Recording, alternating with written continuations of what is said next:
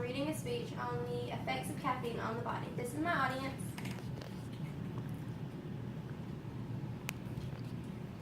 According to the Journal of Caffeine Research, caffeine is the most popular drug in the world, yet too little is known about the potential health risks posed to those who consume it every day.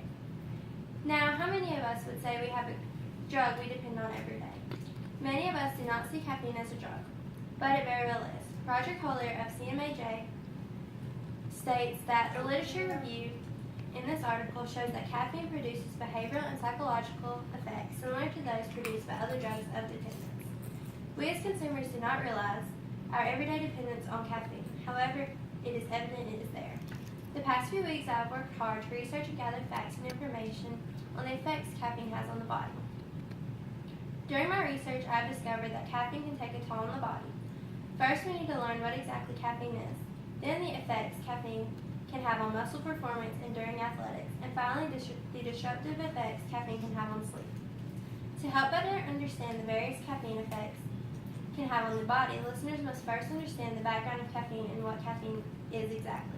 According to the writers of the dose-response effects of a caffeine-containing energy drink on muscle performance, a repeated measures design article, caffeine is a natural alkaloid found in leaves, fruits, and seeds of numerous plants, and yet it can also be artificially manufactured in the laboratory. The ability for this drug to be so easily found has turned caffeine into the most frequently ingested drug in the world, since it can effortlessly be found in food, dietary supplements, and medications. Roger Collier of the Canadian Medical Association Journal wrote that moderate consumption of caffeine is considered safe. However, high doses of caffeine can produce negative effects for some people, including cardiovascular problems and perinatal complications. But problem is, how are we supposed to know when we are pushing our caffeine limits a little too far? CMAJ writer Roger Collier concludes that caffeine produces behavioral and psychological effects similar to those produced by other drugs of dependence. So, is Roger Collier trying to say that caffeine dependence is like having a heroin dependence? We all know that the use of caffeine and heroin are two entirely different situations. However, they do have some similarities.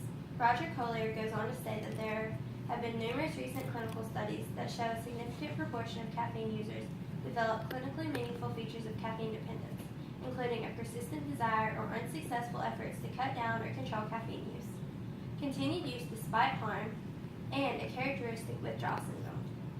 This to me sounds like many of the similar experiences people deal with when coming off of prescription painkills and methamphetamines.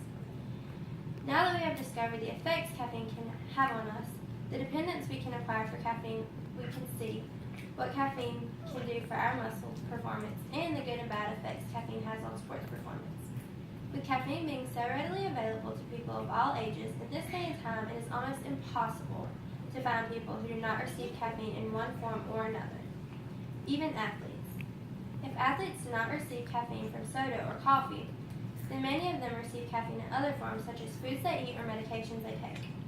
Athletes may not even realize the effects caffeine is having on their bodies. However, researchers have found that caffeine consumption does have an effect on muscle performance as well as sports performance.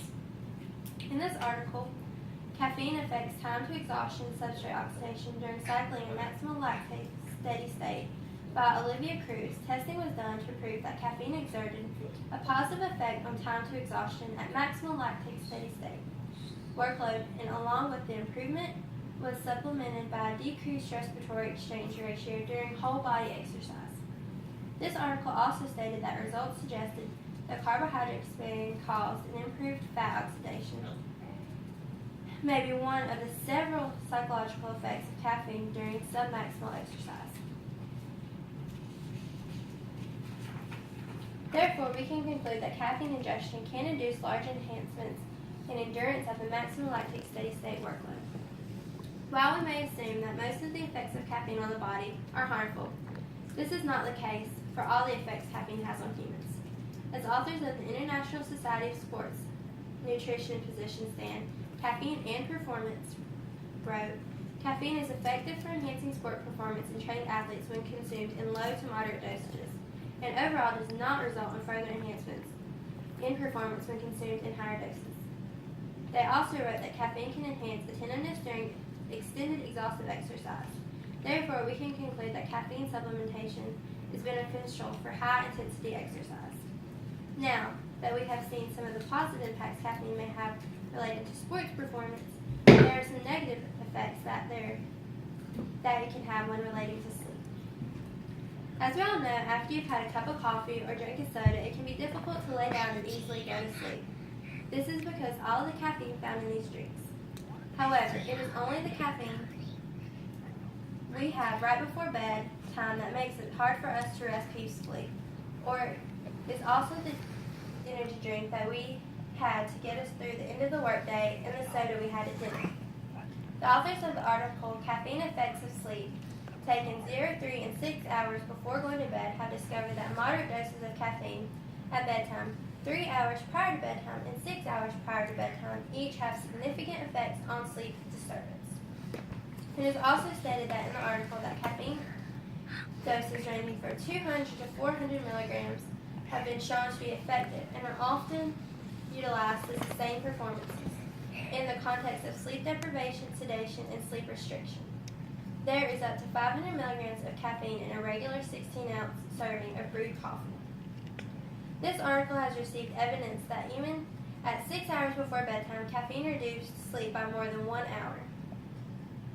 If the severity of sleep loss is experienced over multiple nights, it can even begin to affect daytime function. If caffeine is taken 3 hours or closer to bedtime, it can result in sleep fragmentation, which can be insomnia, where people tend to fall asleep fast when initially laying down, but when going to bed have a hard time staying asleep throughout the entire night. The disruptive effects that caffeine has on sleep are quite surprising. For moderate amounts of caffeine to harm the patterns of sleep for up to 6 hours prior, we really learn just how strong caffeine is. As we may not realize how dependent we are on caffeine, being restricted from it would not be an easy task. Caffeine is a drug we depend on daily to get us through a class or keep us awake at the meeting we have at the office. Most people wake up in the mornings and initially head to the coffee pot to start up their opening cup of caffeine for the day. We rely on the extra boost that is so readily available to us daily. We, however, do not take into account what the caffeine is doing to our bodies. We do not see how the caffeine is giving us the extra boost in the gym, or do one more set of reps, or how when we drink that energy drink at 5 o'clock to be able to make it through our child's baseball game, that it is going to affect us falling asleep at 10 and therefore make us even more tired the next day. Caffeine affects us more on a daily basis than we tend to realize.